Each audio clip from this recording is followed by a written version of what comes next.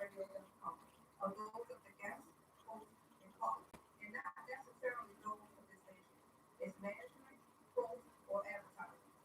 The show was founded on WKRradio.com and promote any lifestyle, belief, religion, political affiliation, or personal practice. These shows are for entertainment only. Thanks for listening.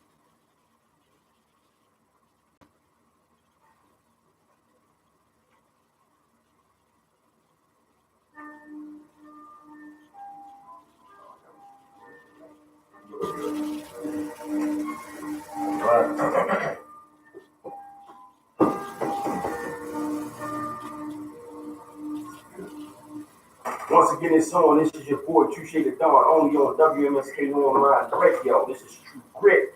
I got the queen in the building. Queen, greeting everybody. Our lady is back. Look at her. Hello. How are you guys? I got my guy to my right. Thank you. What's your name gonna be this week? Might be Leroy. All right, Leroy sounds good, man. and we got a special guest in the house. I'm gonna let him introduce himself. We got a kill in the building. Yeah, how deep should I go with this introduction? You can take it where you want to go. Yeah. Give us a little bit of information about yourself. Tell us a little bit. All right. Yeah. Well, I grew up in Baltimore, but I relocated to Philly about 15 years ago. Since then, been a high school math teacher for like 15 years in Philly. Currently, I'm an adjunct professor at Cheney University, Okay. and also at LaSalle University, and I teach at a night school program.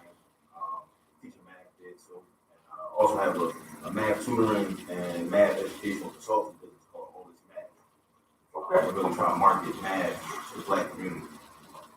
Hey, listen, it's important. We need all we can get. So we're gonna touch base with a whole lot. We're gonna talk to a kid about a whole lot going on. Gotta give him some ideas and different things from Philly compared to how Baltimore is. So we got a real good show for y'all tonight. You know, we don't never get it, but we gotta take this moment right now to shout our road warrior out. You know what I mean? Yeah. She back in the building. She been out of here for a minute. You know what I mean? Ain't no keeping us down. You know. We're a little excited to have her back. Wow, thank you guys. I appreciate it. Welcome back. You Great to be back. from now on will be known as road warrior. Just I go don't ahead and know throw it how out I there. like That's all right. That's all right. No. We're gonna let you still one up on us, you know what I mean? Oh, So how you feeling? Success with that. I'm coming along. All right. Coming along. Not, moving. Happy to be moving around. So I'm not complaining. All right, that's what's up. That's a good thing about that. So y'all know how we do it. We always start it off with how was everybody's week? Ladies first. My week was good. I mean, we saw the pictures, you know what I mean? She was living it up, you know what I mean? Anyway. Talk about milk I am. Come on, let's talk. What? Were you living your best life? She was living I her was best not living life, my best y'all. life. It was not about me. Thank you. Oh, I couldn't tell. It was not about me. She ended the hot girl summer off. It was not about me. Did your daughter enjoy herself though? She really did. That's what it was all about. Yeah. That's what it was all about. Yeah. So other than that, you had a good weekend. Yeah. Did you get back to work? Or you I still? did. Oh, all right. How was your week, my guy? This is working, man. Doing triples and doubles, you know what I mean? Trying to make it without taking it. Preventing homelessness, you know what I'm saying? Yeah, you're not wrong with that. That's a little for me for real. Nothing special. I got a, fundraiser Okay. for handicapped kids. October 12th. It's on a Saturday. Okay. So I'm gonna open up for this fashion show. I'm gonna sing about it coming on down the aisle and so just working on that. Okay. Yeah, give us the deets. See what we can do. See what we can do to get out there and support. You know, who taking try to get out here. There you go. I don't even remember my week. I'm just gonna be honest. I know I was doing a lot. I was up and down the road a lot. And a lot going on. 95. Call you freeway Touche. Hey, that's what it is. That's how I felt. Right? There was a lot going on. gonna jump into it. We got so much to talk about, man. You know, it's been a while. I think since the gang been together. Look, still missing one. Yeah. My man ain't been right. You know what I mean? Yeah. And ain't been right. You know what I mean? I know you listening. You can come back anytime. Come back anytime. So we got some topics this week. So I'm gonna jump right on to you. So growing up in Baltimore and then relocating to Philadelphia, growing up in the education system of Baltimore, I think we've all experienced the education system in Baltimore. What are the similarities and the differences that you see from here to Philly? A lot of similarities. I see a lot more similarities than differences. Okay. If there are any differences at all, for real. Definitely a very neo-colonial, Eurocentric type of system. Kind of like forces a lot of divide and conquer among black people. Like we were talking about a little earlier. And actually, I had this idea that, like, really, it's as a product of the so-called, I like to say the so-called elite schools, the so-called good schools, that really I like that. maintains the problems. Because, like, so, I went to the Roman Park and, then went to Poly, and kind of one of the things in the culture of those schools, it kind of makes you feel and kind of pushes the point this idea that you're superior to like the other black people that don't go to those schools, right? But then you really become like, and like this is something that like Carter Wilson talked about years ago. It's like you become worthless to your race unless you get out of that, because then you can't really serve your people, because you're all there you separate from your people, and you can't really provide real leadership or real guidance. You know what I'm saying? Exactly.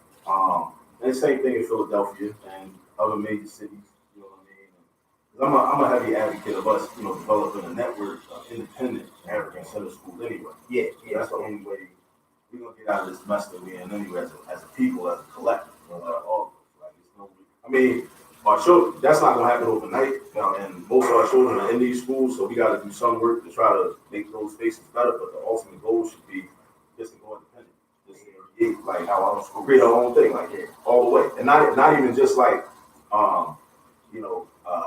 caricatures or carbon copies of the white school and saying we want the black version of the white school. Like, no, we don't even need to do things, like the way they do. We got our own culture. We got our own intellectual tradition.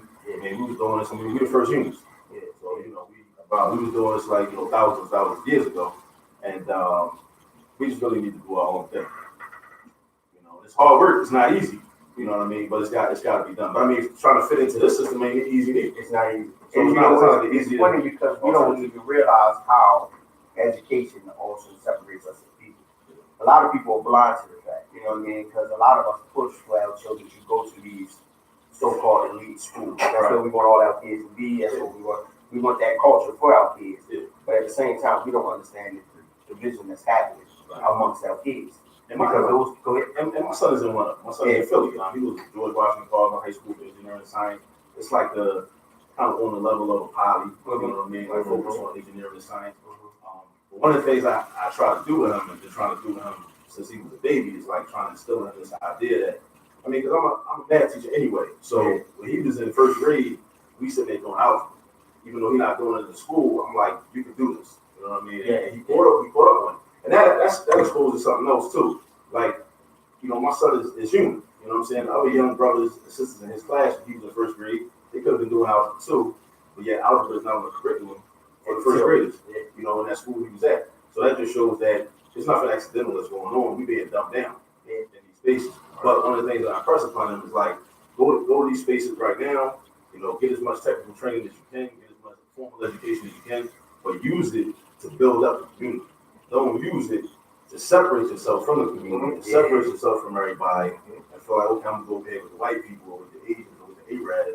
Like I ain't like the rest of y'all. Like use it to provide service. You know what I'm saying? Which is something that I never really consciously thought about that. Like when I was in middle school and high school. Like my parents grounded me kind of in that, but as I got older, I kind of got away from that thing, and I was just trying to all right, okay, I'm get this education. College, then after college, get the job, get the money, kind of try to live like the drug dealers without selling drugs, you know what I'm saying? That whole thing, you know what I mean?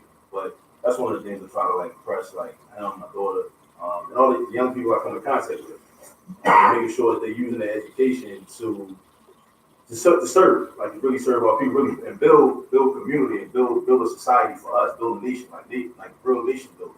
Yeah, you know. That's one of our biggest downfalls is when you got systems and you got things in place that can work for the community is the first people to tear it down. The community is the first people that stand against it. And I think it's one of those things where we're kind of trained in a way so when you see something different, you freak out because you don't know how to accept different things. You know what I mean? And a lot of us have a closed mind. We only go off of what's popular, what's trending, or what's on TV and stuff like that. So we kind of brainwashed into believing the things that really truly will work for us are against us in a sense. You know what I mean? Like yo, I keep going back to this damn Popeye sandwich, dog. Mm-hmm. Like it's so simple, a sandwich, dog. But we control that narrative. You know what I mean? We basically saved them $22.3 million in advertisements just by talking about it on social media. No. That was just like the first 2 days. It was the first 2 days. Yeah. You're right. But the control of the money that we have, the monetary control that we have on this world is astronomical. But there's so many of us that just don't see it and understand it. You know what I mean? Like if we don't buy it, it don't sell.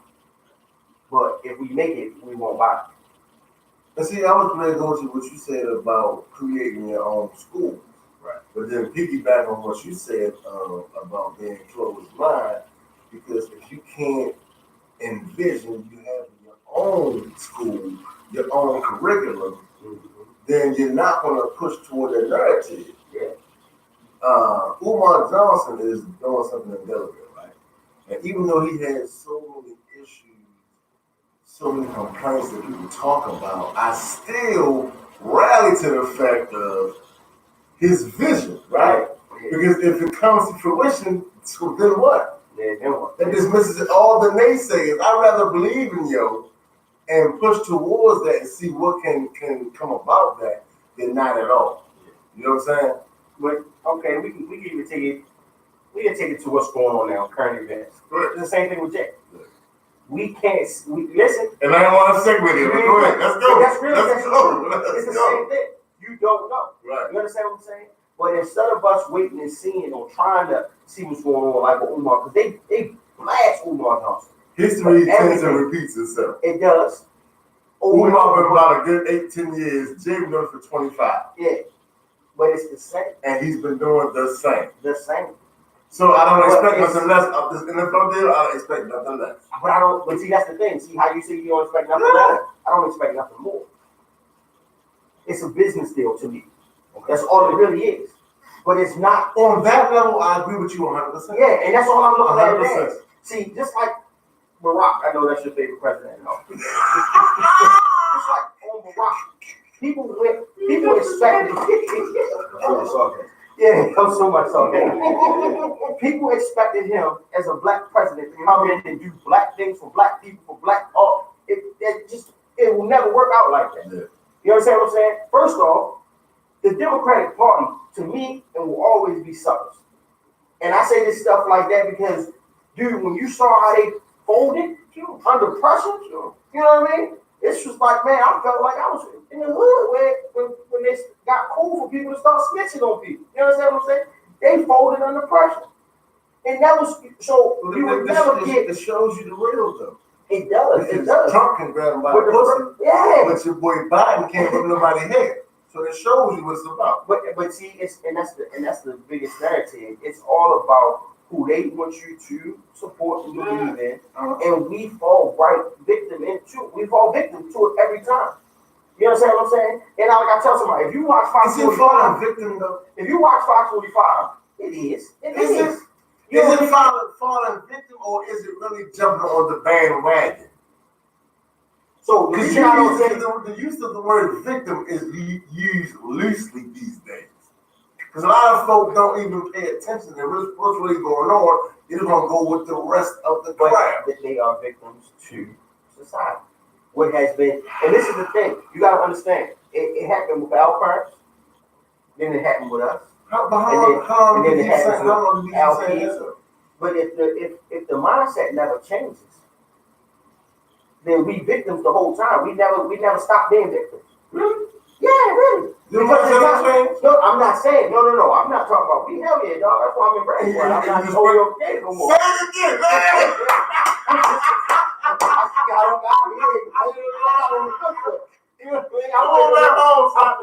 Always come back home. But this is the thing is, I want to come back home, but I don't. But see, this is my thing. I don't want to come back home and say, I'm in Baltimore, I'm doing it just for Baltimore. Right. I want to bring it to Baltimore, but I want to bring it to where I'm at. You know what I mean? Where I feel like in Brandywine and Baltimore, why we can't live the same? Well, Brandywine, I would make the difference a little better than both. No. It's a lot better. Well, damn, Listen to what I'm saying. I'm saying, but why can't we live the same? Why does it have to be separated? Why can't the same things that go on in Brandywine? Can you stop right there though? Because you just said, why can't we live the same? Why can't we do what's in Baltimore and do it in Brandywine and do it at the same time? No, what I'm saying is, It's not in Baltimore like it is in Brandywine. So it won't but be why though? the same reason you put this, sir. What's stop? But that's what I'm saying. Yeah, I'm a part of the problem. Yeah, I'm just saying. I told y'all that last week, 2 weeks ago. I'm a part of the problem. 3 weeks. And 3 weeks. I'm a part of the problem. But see, what we do is a lot of times is we grow. Yeah. But the first thing we try to do is get away from our environment and branch out because we want to bring our kids up better than when we were brought up. But it's a mindset because as a child, everybody that told us is you got to get up and you got to get away. Even when these guys go to the NFL and they go into the NBA and stuff like that, the first thing everybody wants them to do is, not the first thing they want them to do. The first thing they say is, oh, he made it out of this. He made it out of that. So think about that mindset. If from a little child, the first thing they tell you to do is to get up and get out because it'll be better for you if you're up and out. Then guess what? I'm going to get up and get out because I'm thinking, damn, I made it. I'm finally here. Oh, okay. But in hindsight, I'm still playing to their system. So remember me this then, because as soon as you said that, I went straight to Boys in the Hood when Lawrence Fishburne was talking to his son and Rick, right? Mm-hmm. And about how they was yes, and how he was not and refused to move. Yeah, he was. Why is it when we watch movies like that, we don't take those jewels? Think about how many movies did that happen in. You have something like that. But a lot more propaganda. Indeed. Well, I agree with that. Yeah. But when we speak on movies as such, right? Mm-hmm. We don't really speak on that piece. We don't. You know, on everything else. We remember, we negate that jewel right we remember Ricky getting shot to death. Come on, Ricky! Yeah, we remember that. Right. And we remember him jumping out the car because that wasn't who he really was. Mm-hmm. You understand what I'm saying? Or you ride stick. That's no. Yeah. You understand what I'm saying? So you remember the parts of the movie that was there that were okay for when we were coming up, were okay for our mindset at the time. Right. But John Singleton was telling us the truth years ago. Word. You understand what I'm saying? He put it out there.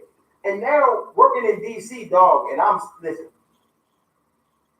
let me tell y'all this. So years ago, Love, Dream, whichever time it was. That was the spot. That was the spot. Yes. We drove cars deep down there.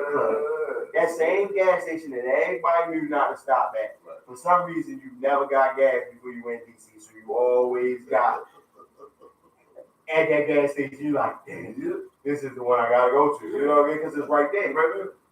We do that, man, dog. When I'm out there the other day, and there's people walking their dogs, and this is the same neighborhood that 5-10 years ago people was getting robbed in. Now they got a Nike outlet, a TJ Maxx, Super Target, a Moms, a Planet Fitness, and Jamal opening back up. They got all this is the same neighborhood where you could not walk.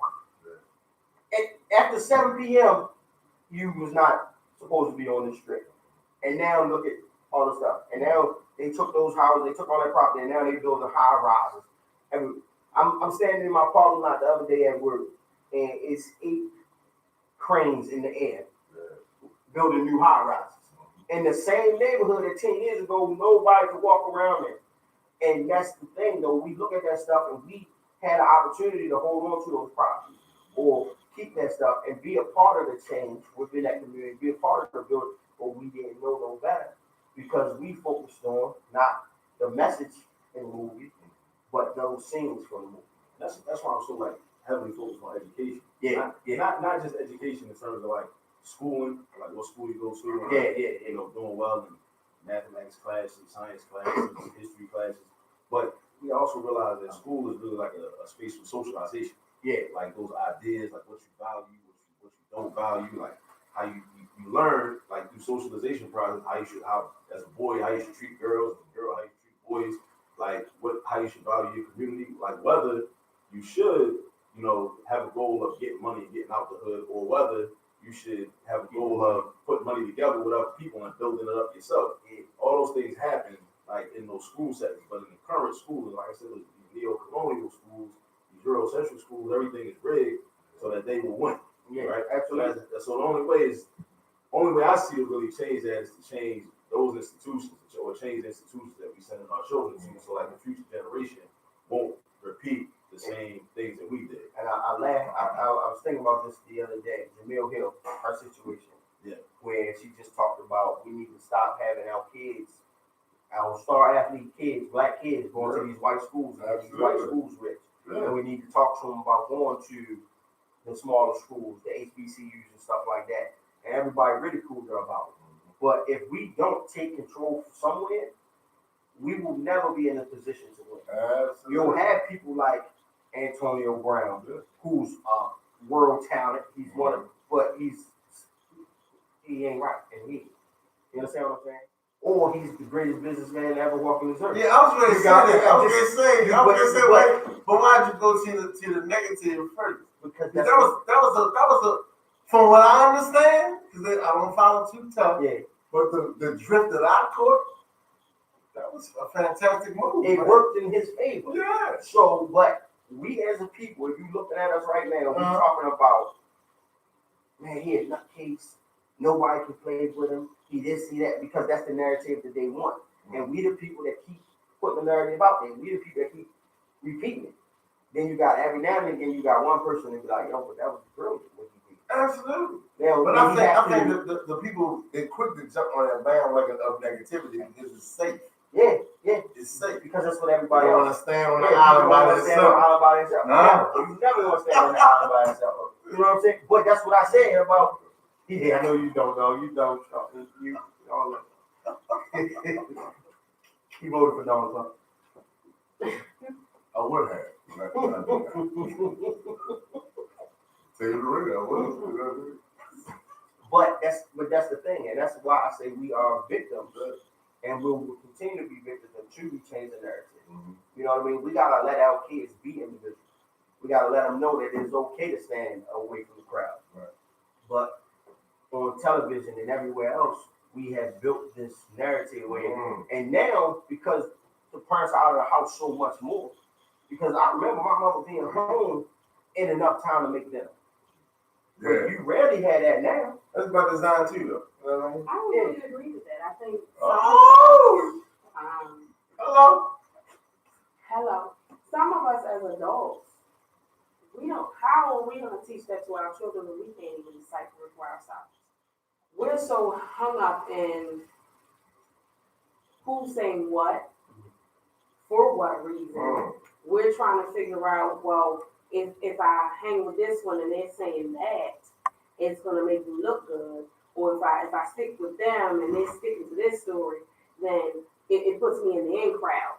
But if I change my mind and I stick to my own mind and I go over here, then they're not going to let me hang with them or I'm not cool. Yeah. So you can't teach your children something that you're not walking in every day. If you're not living it the right way, how are they going to follow you? Especially if it's the right way. And then you expect them to go to school, let alone an elite school,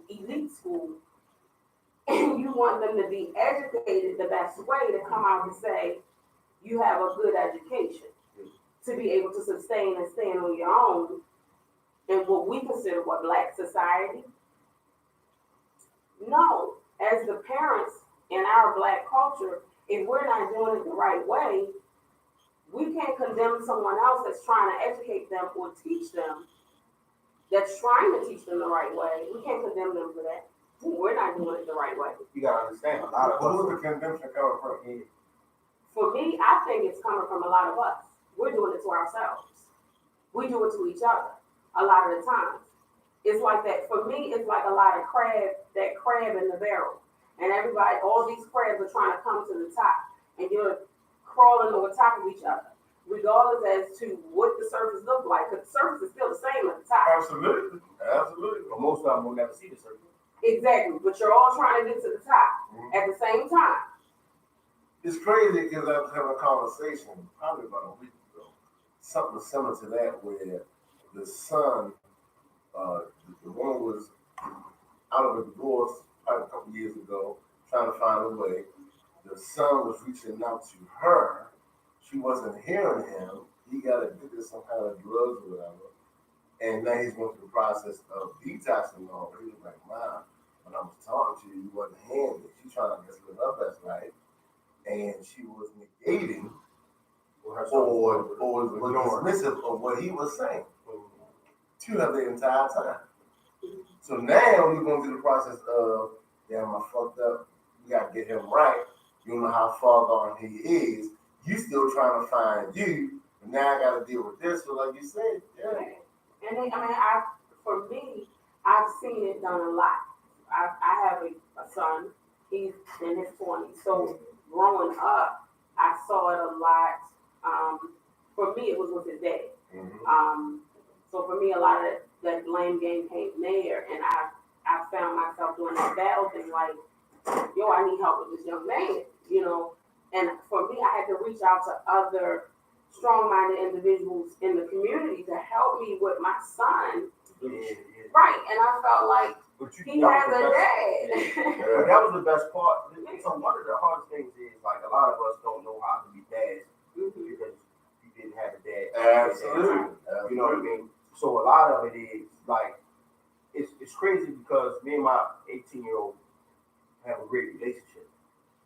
But I'll never be as good a father to her. I mean, I'm gonna be a better father to my kids now than I was ever to her. Because at the time, I was 22 years old when I had her. I didn't even know who I was yet. You know what I mean? Now I'm comfortable standing in who I am. And so they're getting a different version of me. She got the best version of me at the time. I changed a lot of stuff about my life to be able to provide for my daughter. But the father that my younger kids are getting is a much better version than what she got. Now, the good thing about her is she's 18. I'm who I'm going to be. And she got a lot of, my daughter humble as crap, you know what I mean? But she also gets to see the manifestation now going into her adulthood, which will make her be a better adult. But as a father to her, it's a lot I could have did. Can I add to that though? Yeah, go ahead. If you don't mind. Without want you deep. Because I respect the fact that you mentioned who you was prior to. And she was born. And you was that guy then, and then you lifted yourself. The energy rise, right? There you are now. And it's wild though, because going through this process, the male figure that she sees presently, right? Before she went to school, was a direct opposite and a training lesson at the same time of in her male experience of what not to do and who to gravitate to. Because the other cat is I'm sorry. I still love bullshit too. I'm sorry. But that's a lesson for her from where you came to where you are now, and that antecedent there, man. Sheesh. And it's funny because when I look at it, like, I do this thing where my rules are my rules of my house. my daughter and my rules always gonna be the same. I don't care who house you're in, the rules stay the same. But I can't really put my hand on her house. You understand what I'm saying? Because that's their house. But the foundation is set. So you already know what's right or wrong. Yeah. But then when I look at it and, I get the phone call and it's like, hey, I don't know what it is about. I said, because she knows that. Yeah. You understand what I'm saying? Like, she know right from wrong. So if she see wrong, she's not going to gravitate to it. And that's the good thing about it. You know what I mean? So I know I've done enough, but I still feel like if I was this man now when she was, man, it would have been 10 times than what she is now. But she. You can't say that because at the end of the day, you still have to have that example to lead by. Yeah, you're right. Yeah, you're right. So if that's not there, you could have sent her way left. Yeah, you know what I mean? And she could be worse when she is there. You know what I mean?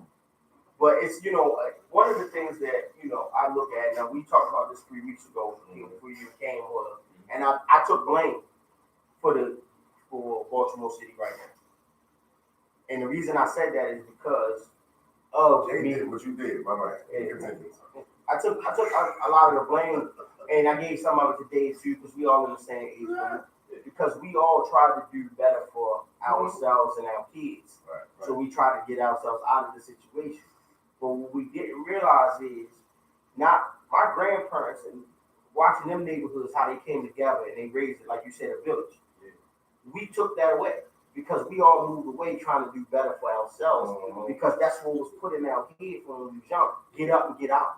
You don't have to stay here. You can do better. You're better than this. So we did that, but we left those single mothers that grew up with us to raise their kids by themselves with no guidance. You know what I mean? The grandmothers are now the same age as you know what I mean. They're growing up together. So you got a 16-year-old mother, 28-year-old, or let's say a 32-year-old grandmother, a 16-year-old mother, and a 2-year-old. You understand what I'm saying? And that's 2 months together. They're growing together, but there are no men to say, "Hey, slow down." So it's like some fundamental concepts that's like at that. Yeah. You keep talking about, you keep bringing them up. Rugged individualism versus collectivism, and that's not to say that you should abandon all individuality and just do whatever the group does. But I do believe that we have to start looking at the benefit of the group first and our own personal benefit second. Because I think things are skewed now where it's like it's all about me, it's what I want. It's like it just affects everything, like how we influence the environment, how we treat other people. Like we don't really care about the future. Like we make decisions today, all of us, so like how's this going to affect my future grandchildren? Or if I'm doing this or doing that, buying this much plastic or whatever, whatever.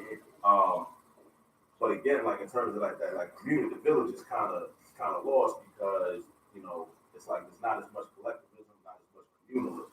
Those are like ancient, like African concepts. And as part of it, we've gotten away from it because we've been like kind of separated from it, not completely, but our socialization process in the schools, not just the schools, but mainstream media, everything around us kind of dictating to us, like y'all need to get away from that. Y'all, that's primitive. You know what I mean? But it's not. Like it's fundamental humanity. We gotta get back to. But the funniest thing in the world that people will never realize is, in every situation, together you're strong. You understand what I'm saying? But they want people to be individuals. They want people to stand away from the crowd. They want people that are successful to do it alone, or forget about where they came from and stuff like that. Because, and I judged Tyler Perry for years because I just was like, man, what is this guy really doing? Da, da, da, da. And then in the last 2 years, though, I've kind of seen a flip.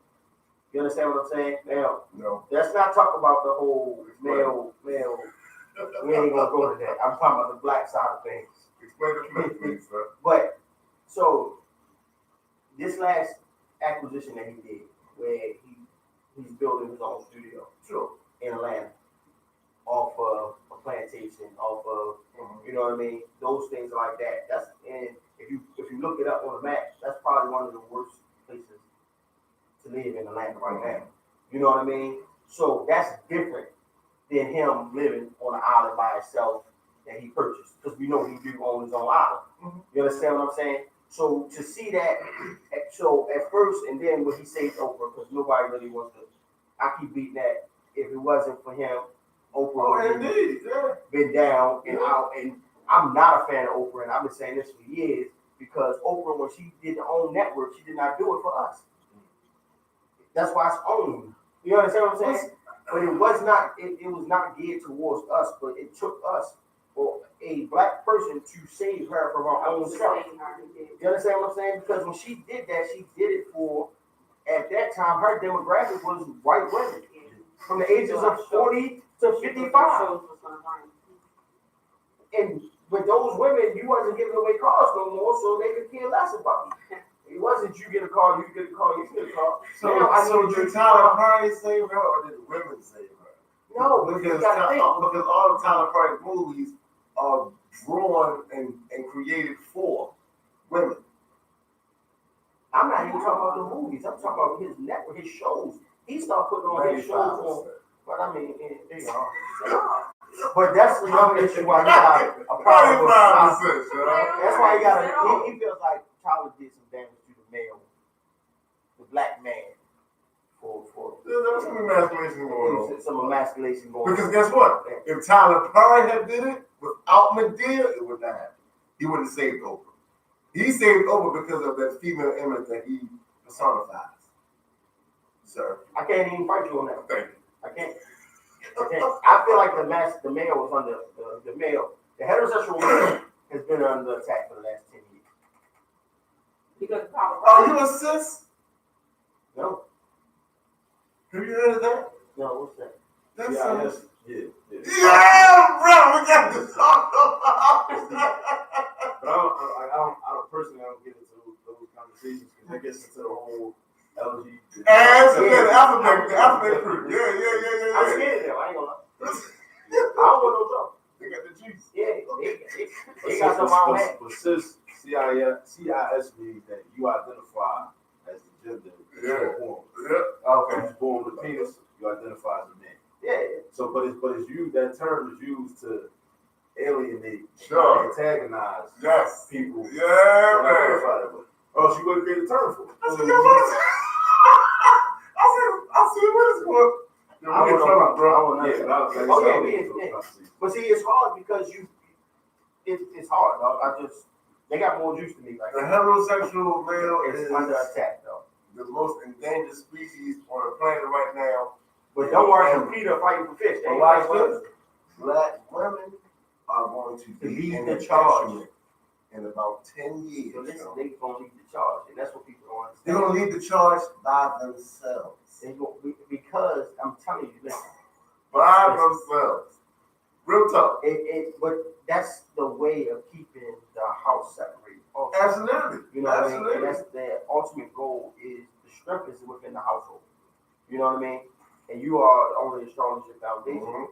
But if the black woman, and I'm all for supporting the black woman. Sure. But if the black woman continues to grow in strength, then that weakens the black man.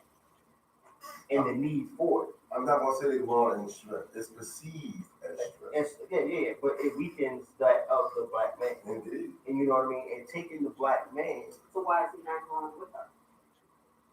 It's statements like that it's Hold on. Because he can grow the same way she can. But society isn't allowing that. And society will never allow that. I beg to differ. How are you going to put society is not allowing a black man to grow? There's nothing wrong with being a strong black woman and independent, right? But you got to be real at the same time. And you got to see the cycle of this conversation we get ready to have right now. They want us to fight about this. I'm not fighting with but you. I'm waiting for you to give me your opinion. My opinion is society has now made us more. You cannot be as strong as you want to be if I'm trying to be strong too. It just will never happen. I'm not trying to be. For me, I'm the type of female that I am. We need to be equal, but we need to be working together. But that's I'm not one as in a strong million. as I'm And gonna I'ma be say it without again. you. But So we need to be strong together. I'm 100% That's my thought process. But society will not allow us. So in that conversation, one of us got to Me die. personally, no what? Listen, I'm I'm talking about society not in my got to house. kill. But see, but What I'm saying society though has is told society you to has say told for you. us to be equal. We will never be equal. I don't But we listen will to give an society as equal- far as we being will- equal we- with my needs. When you say that, we're going to be equal. When you use that term, that's from society, sweetheart. Yeah. Man and woman will never be equal. But listen to this. I'm telling you. So society is going to have to kill one of us. I'm not saying physically kill one of us, but they got to kill one of us. Oh, yeah. Because there's no way that they're going to allow both of us to gain our Yes. strength together. Yes. They're going to break that. They're going to break that unity. Society alone, and it's going to be our own people. You know, strength is shown in many different forms. Yeah. It doesn't always have to be monetary. It doesn't always have to be physical or anything like that, or mental. The It biggest comes in many misconception different though forms. is So what you monetary. may lack, that female may gain. So if you put the two and two together, that makes one hell of a combination. That's absolutely true. But y'all are thinking of it on a different and a negative aspect. But that's the thing. That's what I'm saying. We're That's not. not what we said. We agreeing with you 100%, but society will not allow that to ever happen. One of us gotta die. They will not allow both. I still don't It's- agree with that. I When you say don't agree society, with that. you saying, I think you're saying like this European. European dominant, yeah, they will not let both of us grow. Yes. Because that goes back to the chattel slavery system. Yeah, Yes. and that's Like they had to- we're still in that. That's what Yes, people yeah. don't identify as. We're still, listen, the school system is nothing but slavery. The jail system is nothing but slavery. They will continue to, while we are endangered species on these streets, is because when you got brothers like us that are speaking out and trying to build up a community. If you look in Ferguson right now and count on your hand how many of those activists in Ferguson alone have disappeared, have been killed, or never heard from again, it's alarming. And these are men and women, because society will not allow them to coexist. They will always find a way to build friction between the two. You understand what I'm saying? And we don't have, and this is going to be crazy, because we don't have somebody that's going to stand in front of a bullet for us right now. And I'm not talking about a bullet from a gun. I'm talking about just the bullets, period. You don't have anybody like that was willing to go to jail. Years ago, we had people that was willing to fight and go to jail for what they believed in. You don't have that now. Everybody's afraid of something. And that's what they play off of. And society will never allow the black man and the black woman to coexist at the same time. So But they will allow I'm about to take this one. man and a Let's go. Listen, Let's go. and that's why the growth of the LGBTQRXYZ community has been so prominent, because women will always have the support of that. Men will always fight that for whatever reasons. Everybody has their own reason. But it's no way that all of that can exist. We're watching I stopped watching TVs on the show just because of how much sexuality has been involved in every show on television. You know what I mean? In every show on television, there's now a gay couple that they make a part of their main focus of the show. And they have to. And listen, and I tell people all the time, one of my little brothers, my best friend, I ride and die for this dude. He homosexual. Love him to death, ain't gonna never change, nobody gonna never change my feelings about that. Right. But at the end of the day, the way society is it's gonna be friction, because there's gonna be some things out there that I say that's not right. But if they say whatever they want to say out their mouth, it's okay. They normalize dysfunction. Yeah, it's okay. But for a heterosexual man, especially a black man, to speak out against just stuff he don't like or he don't agree with, I will come under attack for that reason. But watch this. The same way you would come out about that and speak on that situation, you are shunned upon. But if a woman is raped and she's speaking on a situation, we speak on that, then we are blaming the victim. Mm-hmm. It makes no sense. Yeah. The sad part about it is we are the last line of defense, as you notice. We the last ones that's going to, oh, it's okay, it's all right. More so the women, right? than the men. Because once you get the women, it's a wrap. It is a wrap. And so many are co-signing on it.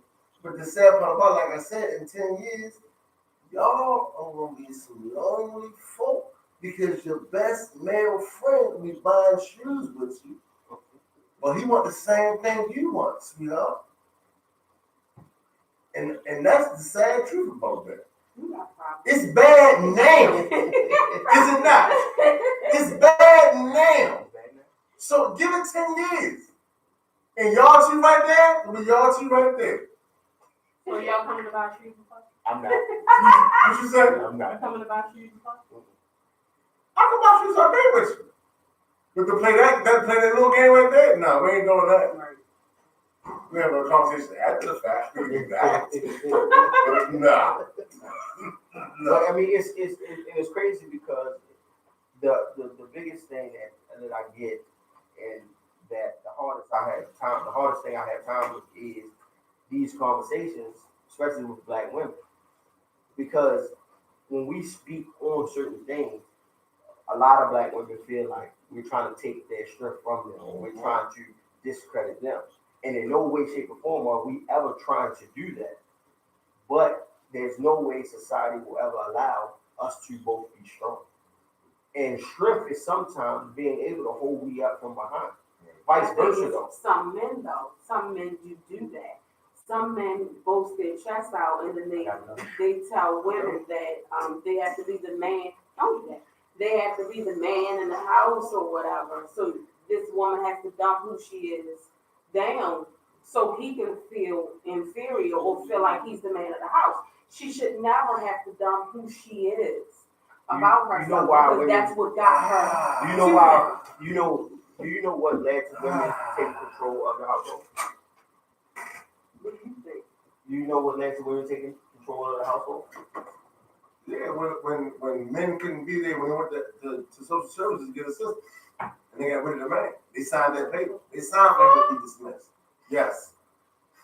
When they went to who? When you went to social services to get assistance, You talking about like Claudine? and you got boom, Claudine? and you had to get rid of that man. That man cannot be affiliated with you. It should not be in If their you house. get assistance, you co-signed it. Yeah, but again, that's systemic. That's systemic. I don't think no woman, no mother should have to make the choice between feeding her children and having their father in the house. That's I a big agree, thing. but the difference is for me, For the men- if a man, in my humble opinion, if a man is stuck with a child, right, the woman is she gone, right, that man is going to try to get more hours and put more time in at that job or another job before he goes to social services.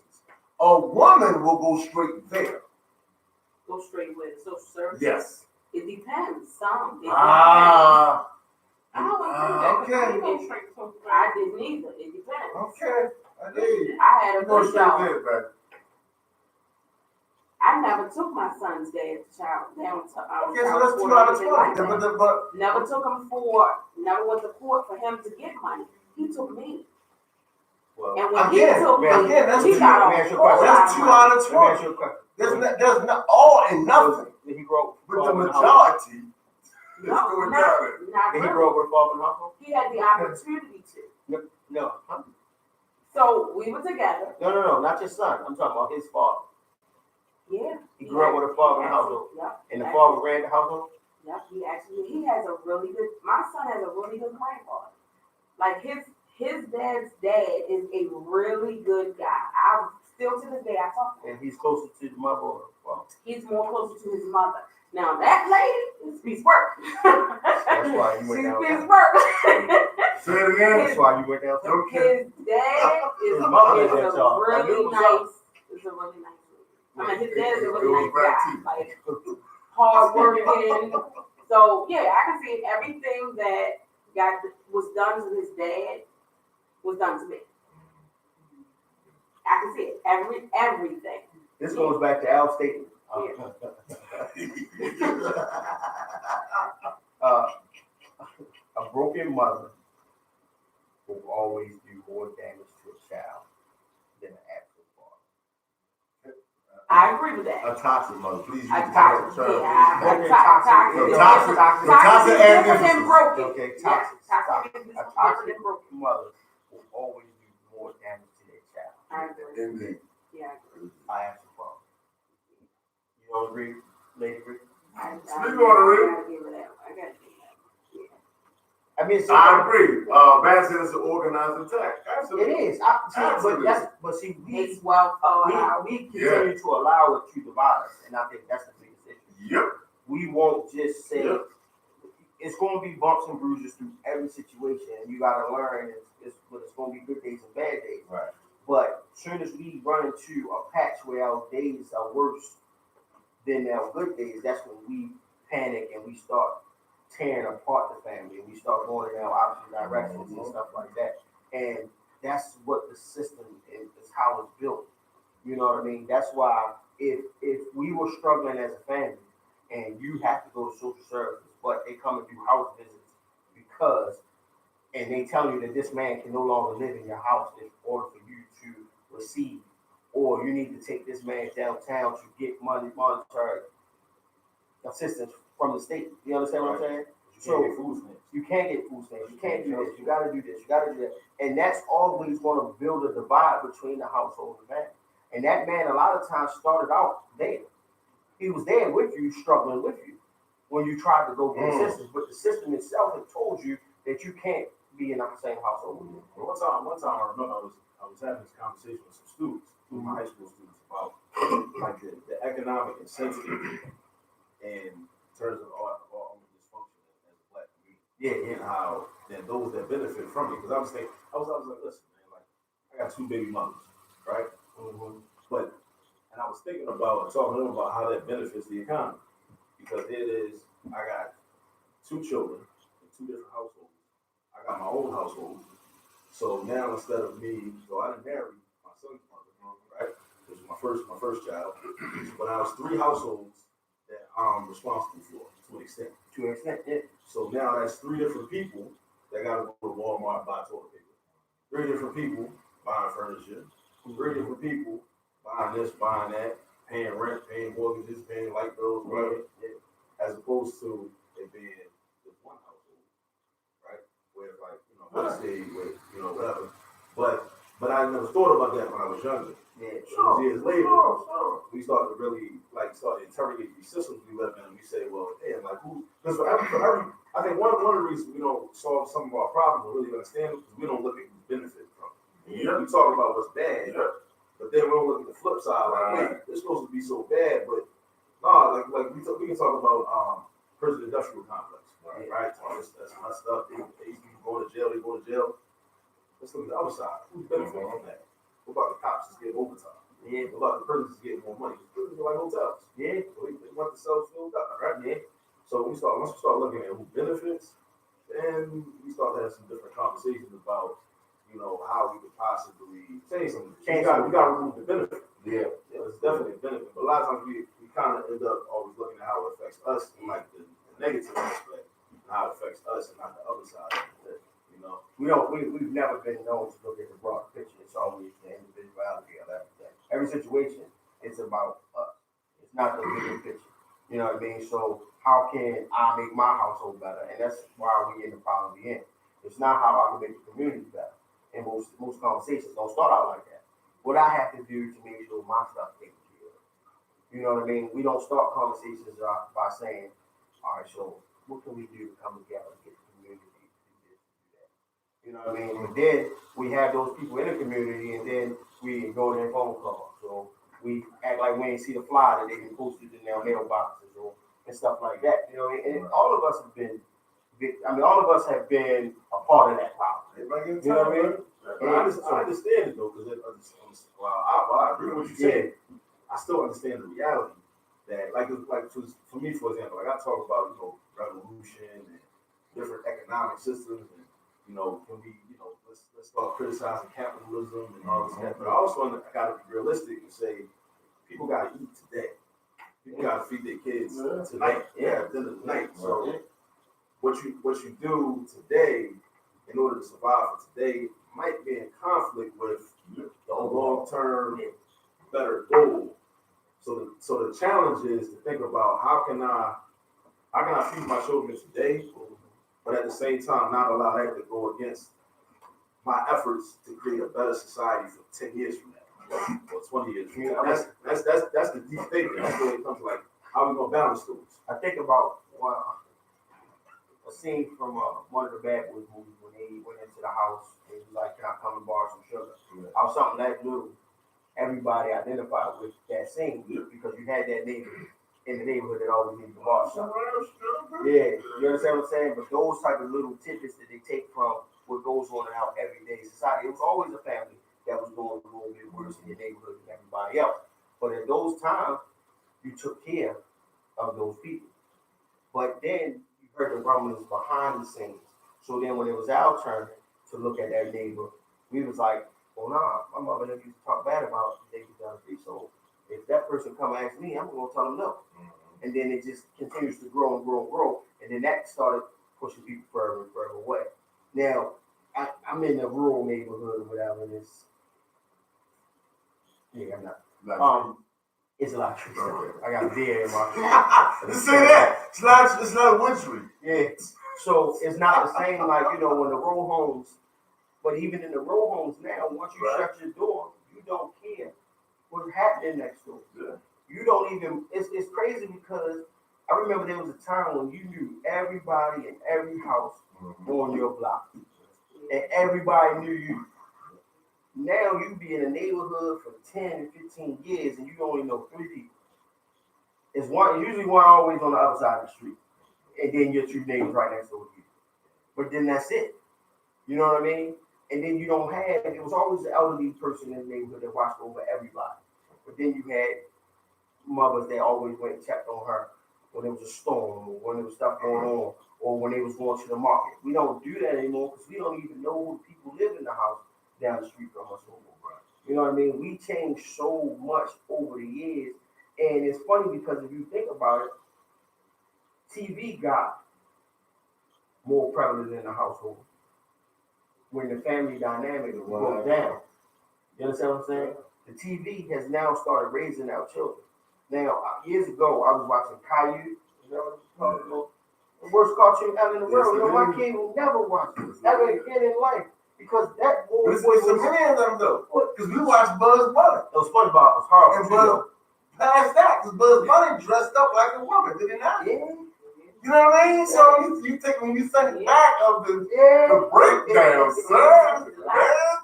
That's what the people was racist. Come on, man. He's a rapist, son. Yeah, you know, they normalize it though. It's like real smooth how they like. But you know what? I was watching what's how you get it. Yeah, you know something's wrong, but I ain't know. That's like all the Disney movies had undertones, sexual undertones. Absolutely. And you put it in your mind. It was okay. It was okay. But if you watch, what is the girl, man? Oh my gosh. Little white girl, red curly hair. What is her name? Annie? Not Annie. Shirley Temple. Shirley Temple. I was watching Shirley Temple a couple of months ago. Mm-hmm. And Shirley Temple was on a train car with about 10 white guys. And she was singing on the lap, and they was kissing her, they was caressing, they was hugging. I said, you can't watch this shit today. You can't do this. No! That's why I'm buying y'all trouble. But it makes me go to what is right is wrong, and what is wrong is right. What is wrong is right, because what was okay back then is non-existent today. So they change the narrative as they go. Yeah. I was watching the Breakfast Club interview with Malikio. By your coming out, they say no, it's not coming out, it's stepping up. Then they say, well, it's not stepping up, it's inviting in. All in an hour and a half of changing the narrative as you go. No comment. You know what? But guess who won't co-sign that? And the sad part about it, of course, that was strategic too, but black women will co-sign that because Europeans do so, right? When Europeans had laws that white women could not do nothing, Mm-hmm. right? It was less than. Yeah. But then they pushed the narrative of, well, you don't need no man, woman's rights. You can work. They thought that was a benefit for them, but at the end of the day, it goes back to what my brother said, where you got 2 or 3 households of working, making money, and they're paying bills, right? Mm-hmm. So that's 3 incomes that they can tax at the end of the day. They thought it was a benefit, or they giving us love and respect as a woman. No. At the end of the day, you are a taxable entity.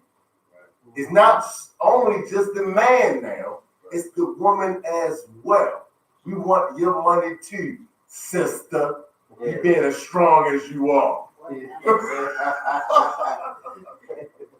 It was more ways for them to benefit.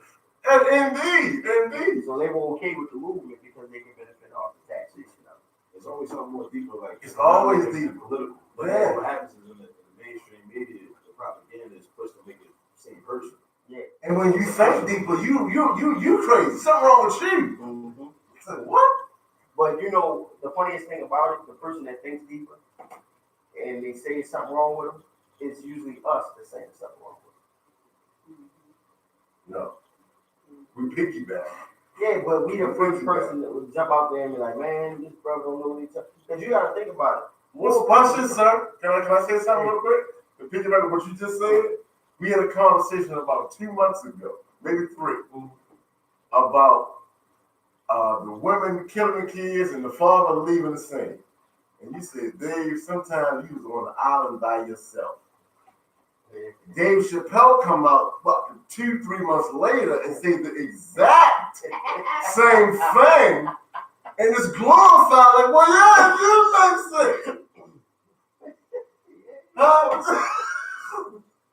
So David Emerson, Dave Chappelle don't make a difference, right? Chappelle don't, Emerson don't make no money, so I get it, I understand. You said it on the wrong stage.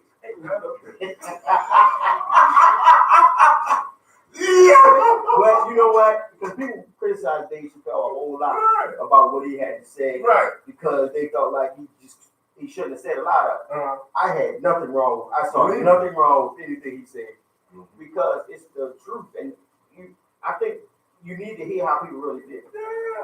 You know what I mean?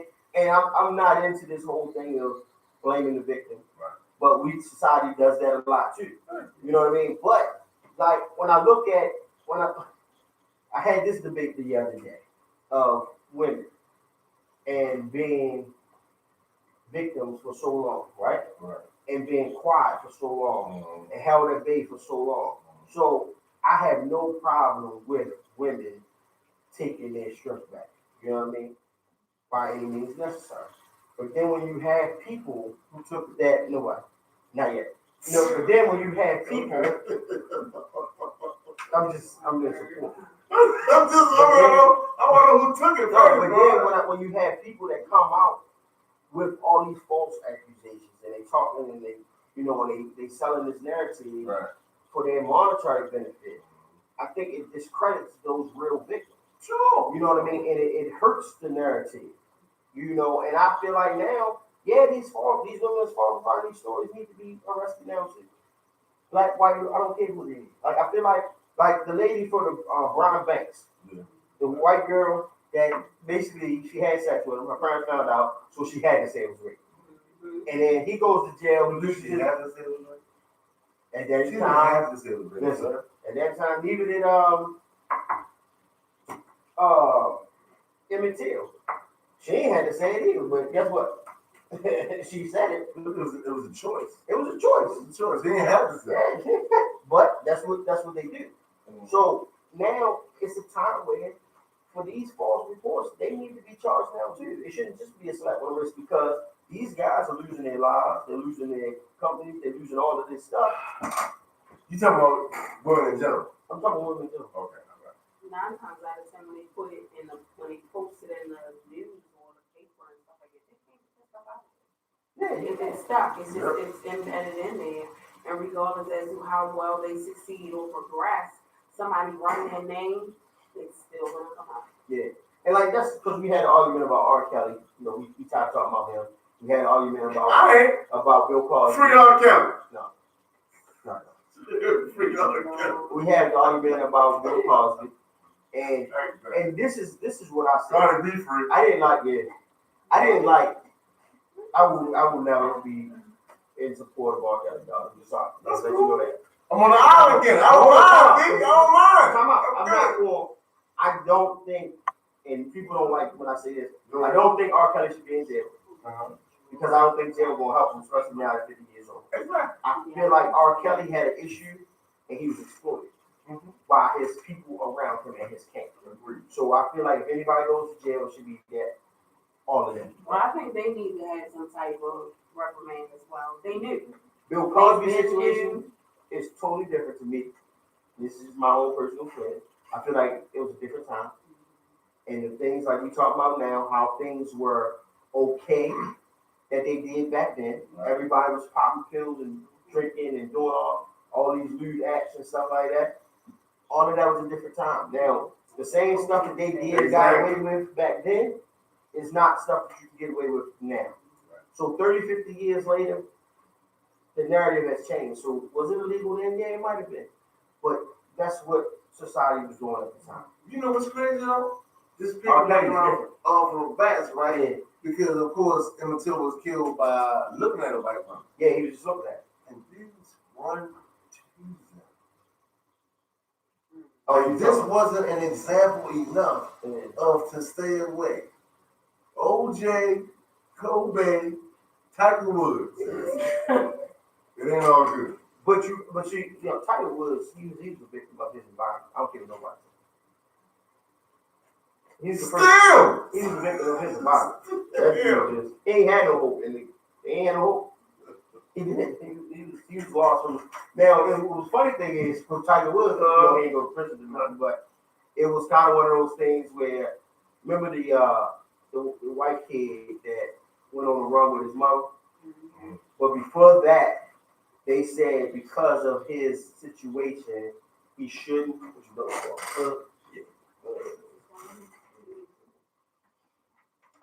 It was funny because they said because of his upbringing, he didn't know right from wrong. Yeah, and so that's what they were going with, and then they went on a run, which was the craziest thing out. It was crazy too. So it's like that right there was all about pigmentation. You understand what I'm saying? Right. And that's where a lot of it comes in. Because Tiger Woods' situation, he been black his whole life. He just was never made to believe that he was black. Until he needed to be black. Yeah, until he needed to be black. Yeah, until he needed to be black. Yeah, you know what I mean? And that's what society does to a lot of them. Sure. You know what I mean? But with society now and the route that we're taking, there's going to be a lot of stuff that continues to come out that has happened for years and stuff like that. Can I ask you a question? Yeah. On what you ready to say? Mm-hmm. Why is it okay for a little boy to be molested, but when it's a female of any age, it's just a catastrophe? It's disgusting. It is. So when you say okay I don't think it's okay for a little boy to be molested. I say it's okay because the reaction to it's different situations. Are we talking about the Catholic Church? No, I'm talking about here lately with Paul Mooney, right? Just the fact of it was spoken about back then after the father passed, they had a dinner. Mm-hmm. The son spoke about it then. The mom videotaped it. She confirmed it present day. But there's no conversation about what happened to Richard Pryor Jr. But had it been a female or a woman of any age, it would have been plastered across all TV screens, all radio, all paper, all social media. I think part of that comes from talk to me, bro. So, like historically, the black male has been depicted as just a sexual predator anyway. So if you say that, if you have this underlying belief that the black male is a sexual predator anyway, he might be liable to rape somebody else, right? Even if it's a boy, you know, he's adultified, and then he has that experience with some of us in conditions to not even feel like, you know, it's that big of a deal. Kind of like, just like when, and I mean, when I was young, you know, when I was young and I was in high school, like, I used to think about, like, hey, like, you know, what if I did mess with an older woman teacher? Right. Like, I thought that would have been cool. I never thought, like, you know, man, like, Back then, I'm you think 13, and she was 30, yeah. I'm being taken advantage of. Absolutely. I would have never even thought about it like that. Yeah. But, and it's not really until recently that I started And thinking your about sexual experience as an adult will be changed too because of that situation. Right. You know what I mean? You know, so it's like, you know, I think that has, like, how we respond to it has Yeah. something to do with this underlying belief that the black male is a sexual predator, and that, you know, it's almost like getting unworthy of. It's kind of like when people, when somebody identifies, like, or somebody would say, like, if you say a woman is a prostitute, and then she says she claims somebody raped her, right? And you look at that like sideways, like, what? Like, how can you be raped? You a prostitute? It's like that mental thing, like as if like their humanity is secondary or has been compromised because So she's a prostitute, so therefore she has no her body really is for sale anyway. Absolutely. So we don't really, you know what I'm saying, really even care. So that's why Me Too doesn't go to the prisons. Sexual assault is sexual assault. Correct. Yes. Why you breathe in like that? Cause Me Too, man. I Before you get on this, I wanted to say something about victim blaming. Sure. Victim blaming. A lot of people, like, I noticed they get upset when you accuse you of victim blaming, but sometimes I do think there are people that do just straight blame victims because they don't want the perpetrator to be held accountable. But then there are times when a person might be asking a question because they're trying to, you know, prevent, you know, some harm to come to, like, somebody that they care about. Yeah. Like, you know, because there's certain conversations that I'm gonna have with my daughter that, you know, hopefully we'll be able to prevent certain things from happening. While it doesn't mean that I'm excusing, you know, bad behavior or toxic behavior or, you know, some toxic behavior? What is that? Toxic behavior, any behavior that is unhealthy and inhumane. That's a very general statement, but you know, but I would say rape is toxic behavior. Okay, rape is toxic behavior, like feeling that not even allowing a person, man or woman, to have enough ownership and agency over their own body, where you feel like you can just take their body, almost as if like you a slave holder. You just take their body, take possession of their body, and do what you want to with their body, right? So I'm not excusing, you know, I'm primarily, I'm like, no, nobody should be raping anybody. But we live in a society where, you know, westernized, Eurocentric society, where that's been the norm in their culture forever. Indeed. Right? So once we deal with that reality, then it's like, okay, I'm trying to raise my black daughter. I got to raise her to be thinking of how you're going to protect yourself from that. Right? A lot of people hear those conversations where it's like the black father or the black man is talking to his black daughter or a black woman or a black girl he cares about. And it sounds like, oh, you're excusing the rapist behavior. And it's not that. It's just, you know, like the thing is too, is like what do we have more control over? Like, do we have more control over, you know, what our daughters can do, or do we have more control over, like, in real time, while we should be working toward, like, you know, like trying to end like a rape culture, which is really, I don't like to say rape culture because it's really European culture. Like I said, they've been doing it for years. Yeah, like it's one and the same. You know, and of course there are things, but I think we can do both. We can simultaneously be like, you know, working toward like checking on, like a lot of people say, checking on homeboys when they make little comments that, you know, maybe in the past when we were younger, we thought it was cool, and when you say nothing, you know, those are little things we could do. Yeah. But at the same time, like, yeah, like, you know, some of your daughters, like, maybe you might not want to wear that or be out, you know, at 3 a.m. after the bar, like, you know, pissy drunk. You don't even really not aware of your surroundings because you're making yourself a victim. But see, it go both ways though, because I had a conversation just Wednesday. Dude came into the spot, right, with the show. So he's speaking on, and just to give you some context, if you met this cat on the street, you wouldn't think he was a show, right? Black dude about 45, 50, attractive dude. You know, well groomed, you know what I mean? When you want to shit, you know, shit. But they had a situation in the woods where they had crates laid out with a blanket. It was under a tent. Like, we getting it in. They ain't fucking with each other. It's fucking pleasure. Right? So I'm sitting there like, well, damn, see, well, that shit ain't slick. What you talking about? But at the same token, we had a conversation with the dudes, but then who they in it with? So if that conversation is not universal, we bound to criticize. Sad to say, when we was talking, another dude came up, he's 18, right? And he recognized him from the east side. And in conversation, he said, hey, what's up, man? Want me to get you a beer? So I said, well, damn. He never asked me if I wanted a beer, right? So he knew the level of respect was there. But to this guy who's older than me, he just all shit at the top. Hey, you want to get you a beer? Like, yo, first of all, there's no beers around here. You better walk tell him he's gonna go get one. You know what I'm saying? But he just went straight there as a young man talking to the older man. I said, what the fuck is you doing, man? You was an elder. I put a post up and say, so sometimes the elders lead us to the slaughterhouse straight from the pen. Yeah. I said, yo, what the hell is you? What are you talking to him about? Where that's the first conversation. Hey, when you should be. Well, the biggest conception when you said straight from the pen, the biggest misconception about the penitentiary is that the penitentiary is supposed to be a rehabilitation. That was a play on words, huh? Yeah, no, I know that. I know. But that's if you think about it, that's where you go. Yeah, it was a big play on words, honestly, because it was never meant to rehabilitate anybody. Right. You know, it was meant for the monetary gains of those who were incarcerating us. You know what I mean? But he can go get the help he needs. There's no help there. No.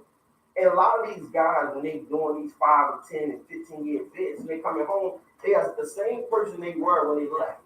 Because time stands still once you get behind those bars, especially for years. So the same stuff that they went in on is the same stuff they come back on because there's no rehabilitation taken. And years ago they did have the programs where you can get your low degrees, you can get your work study hours and all that kind of stuff. They still have those. Not as prevalent as they was, and they started taking away a lot of them. No, but they still have like the barber school inside place. So they still have those educational pieces. I don't think a lot is partaking of them or taking advantage of. That might be true. You know what I mean? It's in there. We here. The several times that I've been passed through, just sitting in the bullpen like, hey, what's up? What you doing here? Like, this ain't the club. Yeah. This ain't the spot to be. But the conversations between CEOs and guys that's in there, like, how you been? What you been up to? How your mother doing? Yeah. Like, we just stopped through to say what's up. Like, yo, this shit is fun. Darn! I was like, your boy, you know what I mean? Get me out of here. Say, what? I gotta go, man. I gotta go stop. Don't stop. But we can, listen, man, it's a lot. Now, one of the things I wanted to ask you to Akil was your program. Now, you started it in Philly. Yeah. So are you trying to branch out and bring it back here, or you just want to get that off the ground first and get it all? So in terms of the private math tutoring, I do have like some clients like in Baltimore. Okay.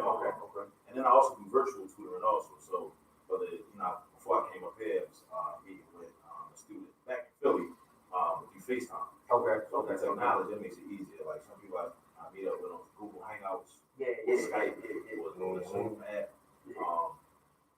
But in terms of like the consulting, that's definitely something I like to do in Baltimore, also Baltimore, Philly, or whatever. Okay. That's coming down the road. But I'm just in terms of all this math, I just want to really, because I was like you mentioned the Popeyes, chicken sandwich earlier, and it really hit me one day that like mathematics as a subject has never been marketed to Black people. Nope. And brother named Amos Wilson, African Center psychologist. I brought a couple of his books and looking at a couple of his books. You know what I'm saying? One of the things he has a lecture on YouTube. He talks about like how a lot of times in the schools they talk about Black children not doing well in math. So what's the new technique we're gonna use? In every school year, it's a new fad technique that's supposed to help black children do better in math. But the reality is, black children under this current system can't overall collectively do better in math because that's a political issue. Yeah. Because what does the world look like? What does the United States look like when black children start doing better in math? And that really opens the door to say, okay, STEM fields, and then real STEM, not this like little cute something where it's like you got some white liberals with a nonprofit putting up some money so a couple black kids, like the ones that might went to Roland Park, been in certain classes in Roland Park, they can do the after school program, or the ones that go to Poly, but nobody else in the they went to Northern or Mervo or Southern or whatever. Y'all can't come, but just these couple black kids. Yeah. But if everybody's doing math and excelling in math and then seeing how it's applicable, and then because they're all that, I teach at like I said at Cheney and at LaSalle in the education department, so I'm teaching education majors that want to become teachers. I'm teaching them how to teach math. And one of the things I always bring up is like you're gonna have that student that's gonna ask you like, what am I gonna use this for? Right. Why am I learning this? Yeah. Most teachers don't have an answer for that.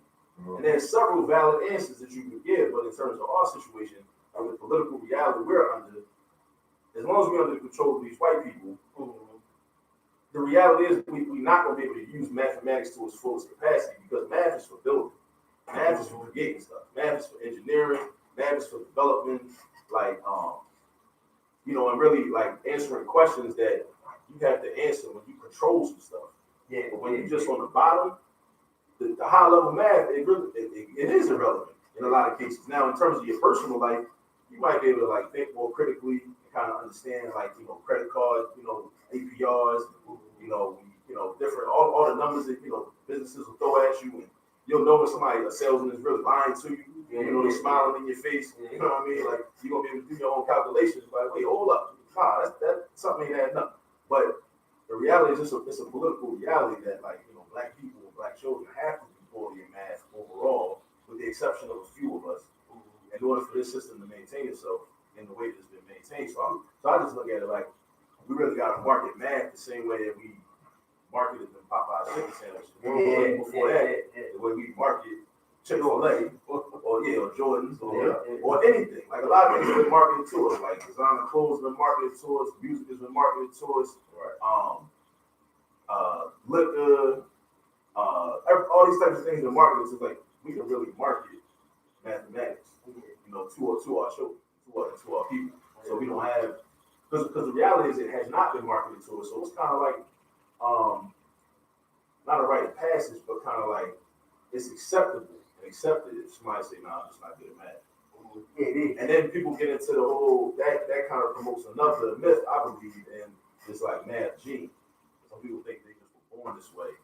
But it really is just an issue of teaching. Like if you were taught a certain way, you taught well, you had a good teacher, a kid that knew what they were doing, and you had enough practice, then you can excel at it. Just like with anything, just like things like sports, anything you're good at, that you practice and put in the time, put in the work, you can be good at mathematics the same way. So I'm just like that's one of my overall overarching goals is like just to market it to all people. And then it's also like I said, like independent schools are the only solution for us. You ain't been average in the school, so this is kind of like what I had to realize last year was I was doing tutoring of students that go to public schools and charter schools. But then I had some like homeschool parents, and I was meeting with their sons and daughters, like in the mornings during the week and whatnot. But then I had to realize, like, wait, so y'all, I'm not actually tutoring y'all. I'm actually y'all teaching. So this is kind of like an independent school situation. Yeah. So the goal is like to grow it into like some then becomes an after school program or Saturday program or summer program. Okay. And I do want to do some math SAT prep on Saturdays this fall, possibly. Things work out. But the need is definitely there.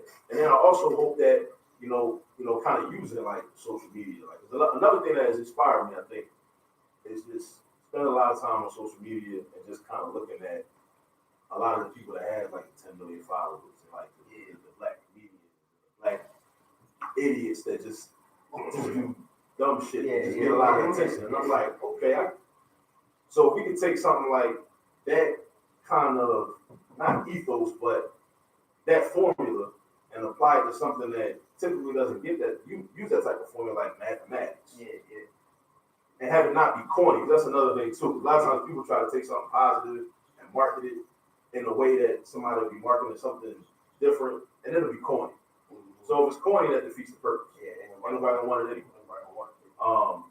But just trying to like market it in a certain way and just have people really buy into it, and then have other people, because I know like a lot of like other black male and female math teachers that really I be thinking like, damn, like what if we had like all of us like doing YouTube, our own YouTube channels, and just having videos out there. 'Cause I mean, so like if you want to learn any particular topic about mathematics, all you gotta do these days with the technology, go to YouTube, just type it in, and you'll see like 100 videos will come up. Yep. And you just pick who you want. But one thing I noticed, it's a wide open lane because like for us, a lot of guys, white, Asian, Arabs, you know what I mean, like the same type of teachers that our shows complain about. For various reasons. It was crazy. You know what I mean? My daughter complained about her math teacher because she can't understand nothing he's saying. Yeah, and a lot of people say that on high school level, college level. A lot of people say that. So yeah, us, like, you know what I mean? Like, you have us, like people that like have come from a similar culture, speak a similar language, know how to relate in certain ways, and we talking about the algebra, then things start to change. And it makes the youth feel more comfortable with it. Because a lot of times, like, it's like with any subject you're not good at, it makes you feel like you're uncomfortable with it. And I say this too, like math to a lot of people is a bully. Yeah. Like people really, it's really emotional. Like I've been in situations where I had to sit back throughout my teaching career and just be like, a young girl might get attitude with me, or a young brother might get attitude with me. And I'm like, whoa, hold up. Like, I realize you're not really mad at me. You don't like the subject, but the subject is not a human being that you can take out your frustration at. So I become the representative of the subject. You push it, so you coming at me, right? Yeah. But it's cool because I understand. Yeah. So I'm not really mad at you, but I understand a lot of people they have that anxiety, because for real, like I've got it at times. I wasn't always. There's certain blind spots in my own math training, so I look at certain problems and I have a certain feeling like, oh shit, I'm gonna do this, And then I had that little thing, But then I gotta like bring myself back to reality. Nah, you can do this. So I might have to just go to YouTube and look something up, or get one of my textbooks and look up some notes or whatever, look up some examples. But if you don't have that confidence, then you just shut down, because it really is like an emotional thing for people. And I think that's not talked about enough. A lot of times the conversations are about, well, what technique can we use, but and all that sounds good, but the realities of like what the children are really experiencing and what they feeling when they sitting in them classrooms, like they're gonna be sitting in classrooms tomorrow, that's not really discussed. Not enough. And you said something, and it was funny because I remember hearing people saying, "Well, I'm just not good at that," and it's always like, "Okay, I understand." So then let's dumb it down even more than what it's already dumbed down. But if somebody said, "Well, I can't read," that's understandable. Right. You know what I mean? So it's like, all right, but and math is a language. Yeah. That's another thing. Math is a language, just like English, Arabic, Swahili. That's and I think that's the main thing that gets people caught up in not being able to understand mathematics, like that language. Like just my word problem. Like, what is he talking about? Like, what does this mean? Like, what I mean? And a lot of it is like coded. It's coded language. Then when you get into the equations, a lot of the equations they look crazy because they're just abbreviations. But you got to know the whole. You got to know the background to know what it's representing. Right. And if you don't know that, there's no way you can know about it. So you got to like kind of treat it as a language, as to be taught to you as a language, and and then people can have some success. Yeah, that makes sense. So how do people? We'll take this. How do people actually get in touch with you? How do they find you? Like people want to get their kids to. So we got a website. So the company is All This Math. Hold up. All right, you gonna post it. All right. All one word. AllThisMath.com.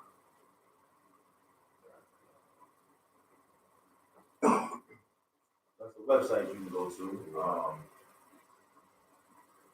The Facebook and the Instagram pages are coming. They don't have any content on it yet. Okay. But you can like contact me on Facebook. Akil Parker. AKIL. Akil Parker. That's my sleeve name. All right. Parke. Any relation to Peter Parker? I'm getting it my whole life.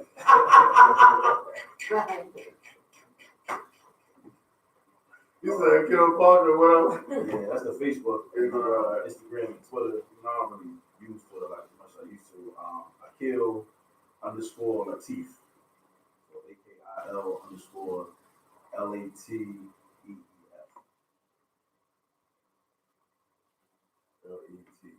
LATEEF.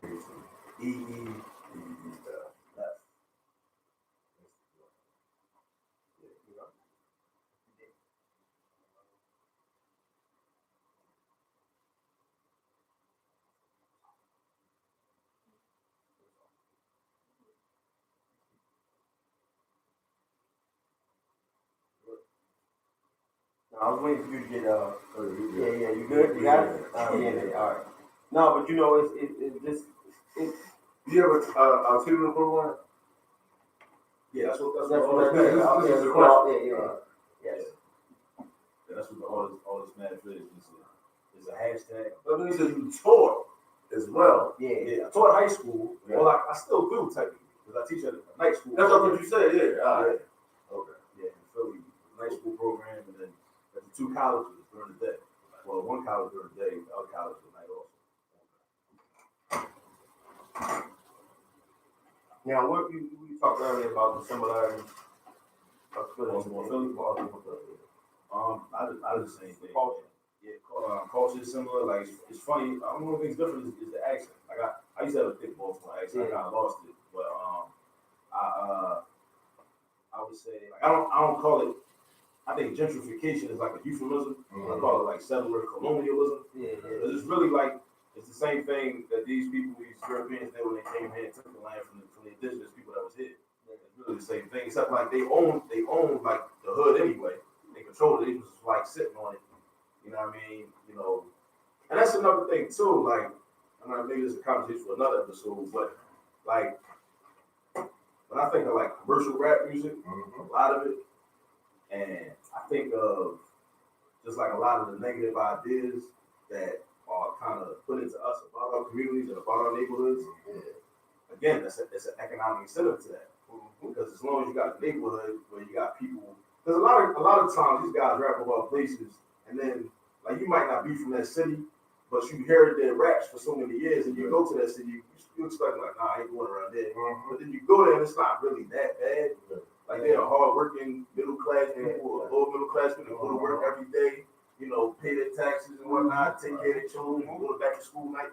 But you would never think that from the way these guys are rapping. That drives down the property value. So then when it comes time for them to, you know, take over the neighborhood, it's easy, they get it for the low. Because Well, that's what's going on in Baltimore right now. People don't pay. Yeah, They ain't paying. Baltimore, Philly, Same thing. It's the same thing. People don't understand that they need the murder rate to go up. They need it to continue. They need it to continue to go up so they won't try to. What they also need to understand is that it's not always black on black. No, listen.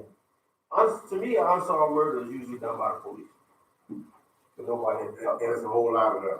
There's a whole A lot. whole lot of them, man. A whole lot of shooter. You know what I mean? We can start there. You know, even black on black violence is a concept. So yeah, his name is Amos Wilson. He has another book about that. What is it? Black on black violence, the psychodynamics. Subtitle, I think it escapes me. But the psychodynamic, basically, he argues in his book, it's basically white on black violence by remote control. Absolutely. Yeah, That's all it is. Yeah, That's just white on black violence. Because if you say, okay, well, we get indoctrinated in a society where like black life is disposable and does not matter basically, never has since the beginning of this nation, then you see the people in power, how they treat black people. So then you want power, so you want to just emulate what they do. Yep. So it's not even really an issue of black on black. It's really just that person's under that mental control. They can socialize a certain way. Yeah. So Society tells me that you're my enemy. Right. On an everyday basis. So when I walk through certain neighborhoods, I'm gonna lock my door. When I stop at the light and I see certain people walk across me, I'm gonna lock my door because society has told me that you're dangerous. You know what I mean? And that's just what it is to people. And that continues to go. And it's funny because A lot of us want to be like, no, it's not like that. No, it's not like that. But then you find yourself in those same situations. You're like, hey, but it is. You know what I mean? You know, you don't want to believe it, but it is. And it's crazy because there's much that you see that's out there, that's put out there. You know, like I told somebody, if you watch CNN, you feel one way. Right? If you watch Fox 45, you feel another way. But you're doing that because that's what they're brainwashing you to do. They both are talking about the same stuff, but they're seeing it through different eyes, so they're painting different pictures. Right. But it's the same conflicts every time. You know what I mean? And so you got a certain type of people that watch Fox 45. You got a certain type of people that watch CNN. You know what I mean? And it's usually, you can look at it and it's black or white. You know what I mean? And that's how it's always going to be because that's how they want it to be. You know what I mean? And then every now and then you got these trickled in Bernies. But it's a lot about Bernie that people ain't being honest about. Right? You know what I mean? Absolutely, man. You know, it's a lot about, you know, it's a lot of stuff that, and another thing, he's a victim of time. Yeah. You know what I mean? And when I was looking at a Breakfast Club, goddamn Breakfast Club. They the worst. Interview. If you don't watch And them with an open mind, you and will be sucked in, it bro. wasn't Bernie, man. What was her name? She was on there. Camilla? No, it wasn't. Somebody used to work for him. Used to work for him. This campaign, yeah. And she basically said, she was like, they asked her, do you think he's racist? She was like, no. But he doesn't look at color like we do. He looks at color, and what most of them do, they look at it on a monetary basis. You know what I mean? Most of them feel like the social. You racist. You can't make me no green. Most of them look at social injustices as monetary. So if you get, the more money you get, the less likely you are to be a victim of your society. Exactly, but that's what they taught for years. Yeah, but you can teach it all you want. If you don't digest it, it means nothing. But the problem is we've been digested. Black people, as a whole. I'm not black. Yeah, I know. No.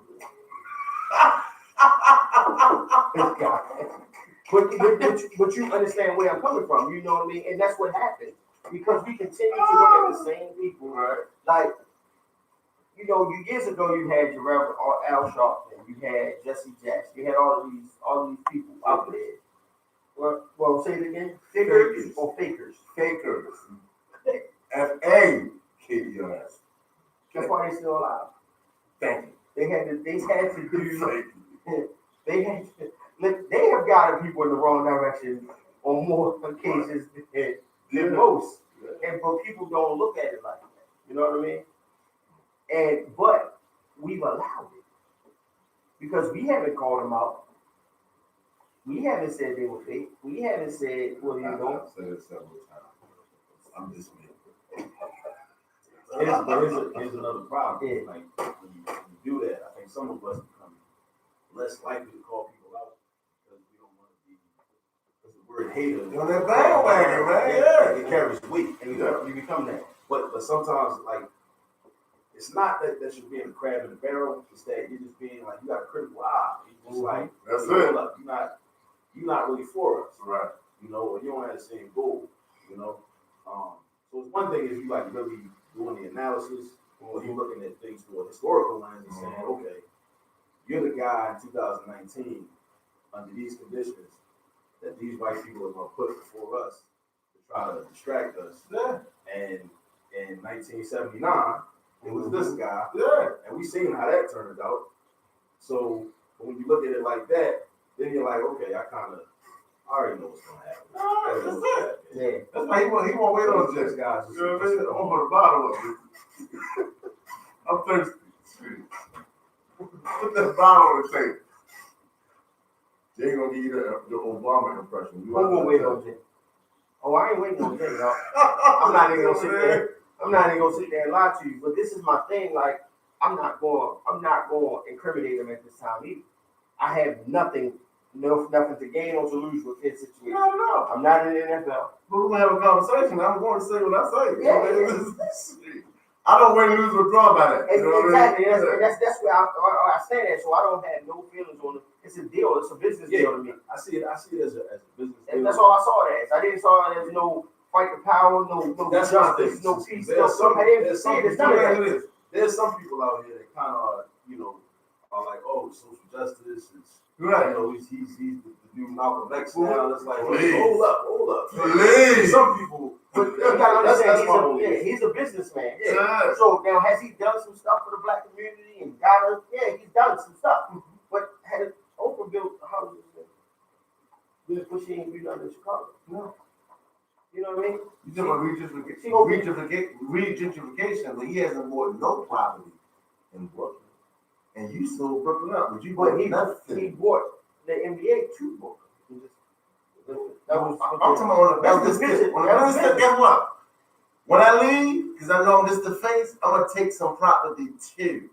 That gotta be in the plan. Because if I'm gonna do it, I'm gonna do it. You know what I mean? Fuck us anyway.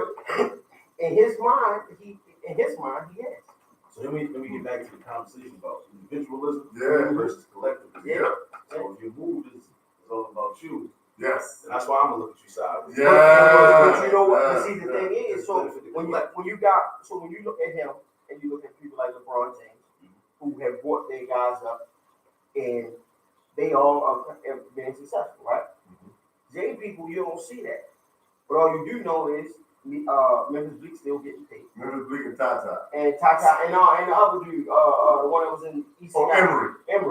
Yeah. You know, he got them dudes and he took care of them. Right. But those was the only true dudes that he said was his people. And he took care All of the them. while. All the while. But they Yes. good. Everybody understand him and Dane was never real friends. They never rolled in the same crew.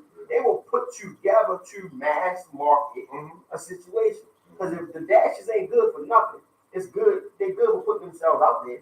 You understand what I'm saying? Because I still don't know what happened to Stacy. You became European now. She dog like him. But you understand what I'm saying? But so it's a different thing. Now we see the bronze guys making it in the public eye and they doing stuff, right? Yeah. We don't see that from Jay's guy. You know what I mean? Because they still at the end of the day they convicted fellas, but they millionaires. Yeah. And he took care of his man. Some of them. He said Beans will be if he got on his field. But I'm gonna say this though. When he said that, I believed him. I believe him because you got hood dudes that can't lead the hood, even if somebody's saying, "Yo, I got a better way. Let's go this direction." Yeah. No, I'm loyal to my hood. But now you a hundred instead of a millionaire. You know what I mean? You're not even 1,000 there. Yeah, you're not even 1,000 there. So you're 100 there. You understand what I'm saying? So, and I'm not saying sell your people out for monetary benefits, but at the same time, in order to be better for your people, you got to be better for yourself. You understand what I'm saying? Let me ask you a question. Your opinion, because I think we definitely need some type of different economic system. Oh yeah. You know what I mean? Like overall. So Garvey had a plan. So Marcus Garvey had a plan. And Garvey was a capitalist. Yeah. You know what I mean? You know, not a when I say like a cutthroat, like, you know what I mean? I'm trying to get every dollar capitalist, but he believed in black people and African people first. Yeah. So his idea was he wasn't a socialist and a capitalist. He was just a capitalist. Yeah, he was trying to benefit all the capitalists. But he had an idea where he was like, for the business owners in the black community, I'm saying this back in like 1915 or whatever. Your first $5 million belongs to you. Anything above that needs to be reinvested into the black community. How do you think that would go over like today? I think too many people will be stuck in what they have and want to grasp everything and won't think long term. So the thing is, because you'll never technically have $100 million because you'll have that 5, and of course that's going to be invested, and that's going to grow anyway. But that other 95 that you might have accumulated, they will go into schools and communities. It's not make the difference. I think hospitals. It's not directed. Well, yeah, exactly. But you will have it long term. Yeah, because your community grows, like you said, like even as an individual, you can't be strong unless you part of a strong group. Absolutely. Like you need a strong group. I mean, so that's another thing. Like people that get into the rugged individualism don't really understand. It's like you want to be for self, but your group is weak. So then in a moment, these other people with a strong group can come take your stuff. No matter how much money you got, how much property or whatever, they can just come take it. So if you're not part of a strong group, but what y'all think about that? keep your 5 million, anything over. So you're gonna invest it in the community, the youth, hospitals, banks. I don't Schools. know. See, for me, it depends. I kind of like to gamble on it. I like to see what ways on the other side if I invest. So it depends for me. All right. I agree with that. I think that's an investment in itself. I mean, you have kids now that are inventing things and thinking outside the box. So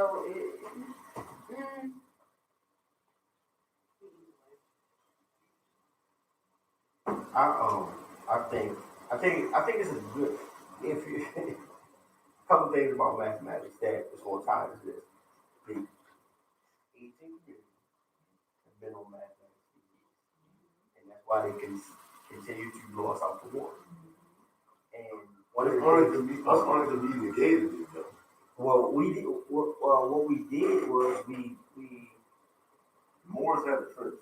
yeah, but they allowed European to water it down and simplify it so that they would have the issue with the European is they are truly inferior to all beings, but they've always been in control. And because they seem and they feel themselves, because that's the problem, they know themselves as being inferior. So the way to remain atop is to make sure we stay at the bottom. So you make us crazy, you make us threats, you make us, everything that you can think of, that's what you do to us. Right. The whole time the Asians were taking those same methods, and now where they do it totally different, you know what I mean? Because they got weird laws and rules and all that kind of stuff too.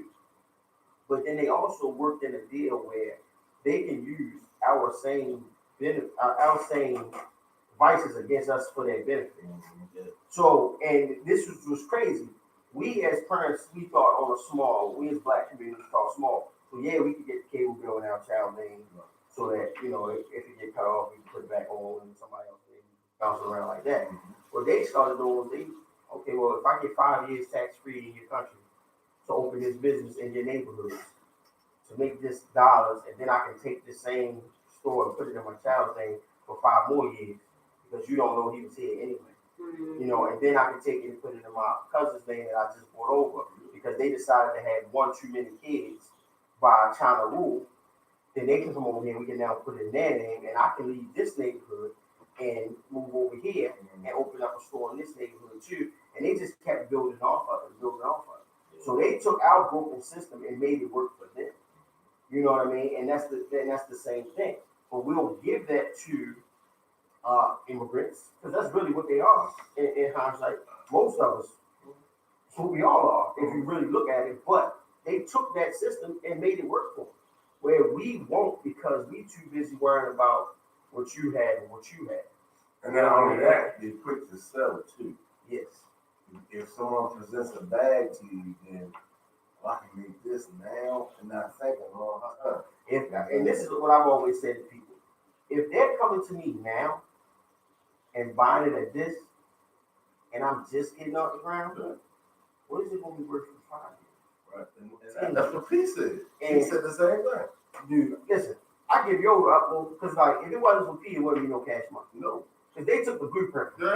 Man. You understand what I'm saying? And the fact that he's still out there, he's still doing stuff, and he's still making his own money. And if you look at it, P been telling us the same stuff for years too.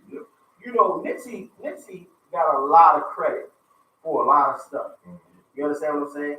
But P was doing this stuff first, and nobody talks about it. You know what I mean? Cash Money came out and took his blueprint. Now the only thing they did that I didn't like is they didn't try to give it back. They took it all for themselves. You understand what I'm saying? And they shorted people that they supposed to be family, loved ones. And you know what I mean? They didn't care how their lives fell apart as long as Baby and Slim got rich. Right. You know what I'm saying? But that's another problem that we tend to have. We continue to fall in that thing where individually. As long as me and my brother. Okay. As long as me and my brother good, and I don't care about nobody else. You understand what I'm saying? And that's one of our biggest issues. You know, because the blueprint for all of us has been there for years. But those are the people that we call great. You know what I mean? Those are the people that we call that we use faith in and we turn our backs on. You know, I just saw a Instagram commercial. But his clothing line again, right? But and it's all my money, and I get to do what I want to do. So I'm like, man, I might go support. And then I saw $284 for pay attention. But if it was Gucci, I ain't never been Gucci. I was just saying, but Gucci, My Lord, got to be. So, you know what I mean? You just went there, though. If you can give it to them, give it to P. You know what I mean? Okay, I got you. You know what I'm saying? Okay. I'm not in. I can't even fight that. I can't even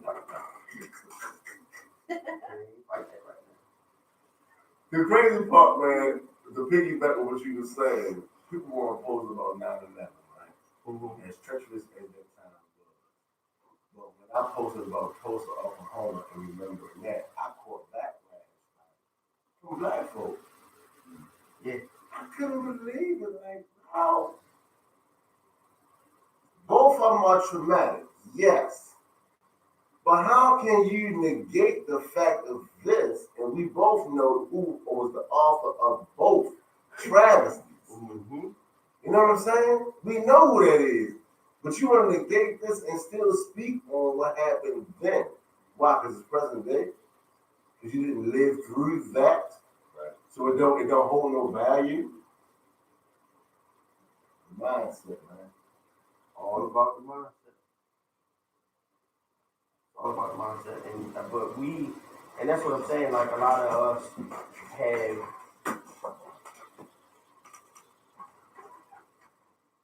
we've given up on trying to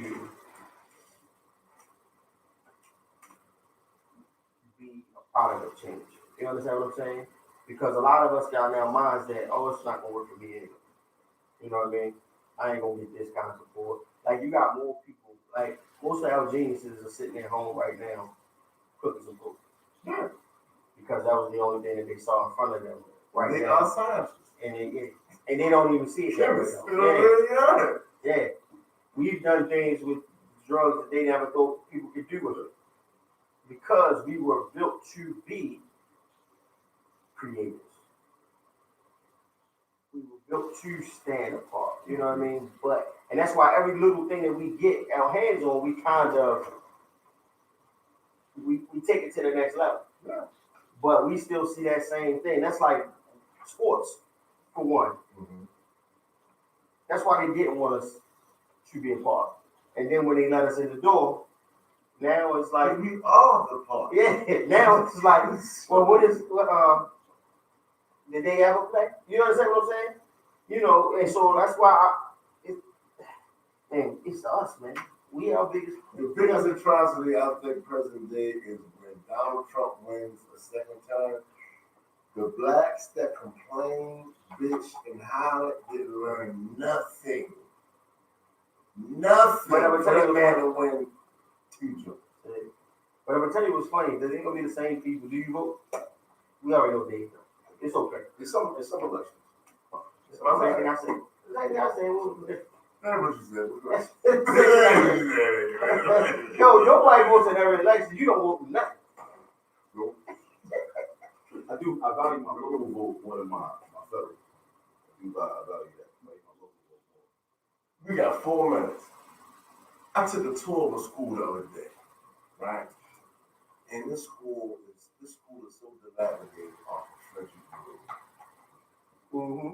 And I'm like, yo, the voters that voted for the politicians in this community send your kids here every day, but they're the same folk that won't complain about that, but will go down to the horseshoe and spend money. Yeah, But that money is not being sent back to the school system. That's a lot of programming. Since we got Talk, come on, man, come on. I think that, see that. So that's something that is a serious issue, like going to the horseshoe. But again, it's about propaganda, right? And that horseshoe propaganda is strong. It's kind of like people talk about like parents not going back to school night, not going to the report card conference night. But I argue that if the schools, pushed and marketed and really wanted the parents to really come out as much as the people that control the horseshoe wanted them to come out, then more people would. Because we really like think about like Adolf Hitler and the Third Reich and the Minister of Propaganda and how powerful they were. And I think about how America is. America is powerful with propaganda. But you sending your kid to school. Right. So at some point, parent teacher night is coming up. Yeah, back to school night is coming up at some point. But the question is, well, there's a lot of different reasons why people don't go to back to school. Absolutely. But the question is, like, what are your priorities? And I feel that people's priorities are a function of what has been advertised to them that their priorities should be. Yeah. And not just and do their whole lives. Yeah. Do their whole lives. You know what I'm saying? But I want to say a couple things. And I've seen that too. Before we gotta come on, log out. One of the things, it's some reasons for optimism. Right. One of the things is we don't need. There's 40 million black people in America. We don't need 40 million black people to get on. We don't need a critical mass. That's a scientific concept. Like, you know what I'm saying? Like Malcolm talks about, like, you like the cake, you don't need to like the tip. That's it. The whole joint will blow up. Absolutely. Right? Yeah. But you just need a critical mass of dedicated people. Right. And then, the masses gonna follow you. But you just need a critical mass. You don't need 40 million. You might need 400. For real. You know what I'm saying? Yeah. But there's three reasons I always talk to people about, like, why I'm like optimistic about just us as a people and just our future is because we still here. Like, you really study our history, look at what we've really been through, chattel slavery, my eyes for slave trade, all that, Jim Crow, things going on right now. Like, we're all black, and we still here, and we are not extinct. Yeah. Right. So that's a reason for optimism. Number two, the things we go that are put against us, you don't do that against a weak opponent. No, you don't.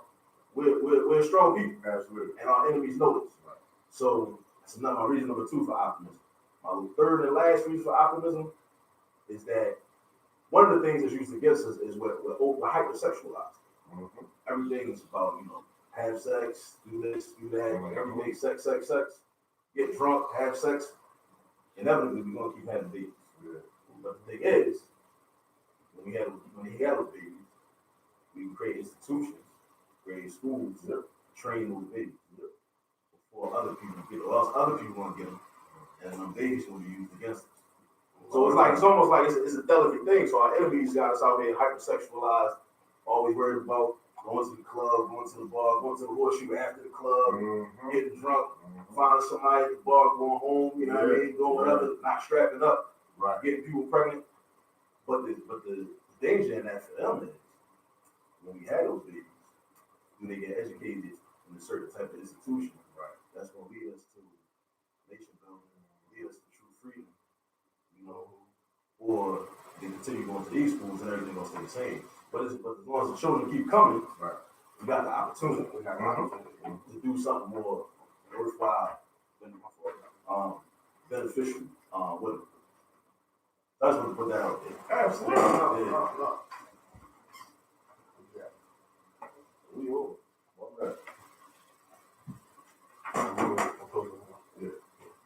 And once again, this is True Shade of Dawn only on WMSK Online Radio. This is True Grit. We'd like to thank y'all for coming out and sharing this evening with us once again. We will be back at it. Got the Queen in the building. My Road Warriors back. Tonight. My Got You Right. Leroy Cohen with a D. And let's thank Akil Parker for coming out. Great conversation, great time. Appreciate being here. Yeah. All right, thank y'all. Be out. Take it light. Thanks for joining us. Be easy.